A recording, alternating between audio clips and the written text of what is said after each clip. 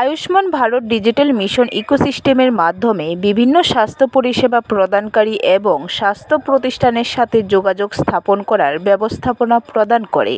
দেশের স্বাস্থ্য ব্যবস্থার পরিকাঠামোকে উন্নত করার জন্য আয়ুষ্মান ভারত ডিজিটাল মিশনের পরিকল্পনা গ্রহণ করা হয়েছে। এই প্রকল্পের সুবিধাগুলো সাধারণ মানুষের কাছে পৌঁছে দিতে রবিবার আয়ুষ্মান ভারত ডিজিটাল মিশন রাজ্য শাখার ব্যবস্থাপনায় পশ্চিম ত্রিপুরা জেলার বিভিন্ন ডাক্তার, নার্স এবং বিভিন্ন ল্যাবরেটরি, নার্সিং হোম, ফার্মেসির প্রতিনিধিদের সাথে এক বিশেষ রেজিস্ট্রেশন প্রোগ্রামের আয়োজন করা হয়েছে। এই নথিভুক্তকরণ কর্মসূচিতে হেলথ কেয়ার ফেসিলিটি রেজিস্ট্রেশন এবং হেলথ কেয়ার প্রফেশনাল রেজিস্ট্রেশন করানো হচ্ছে।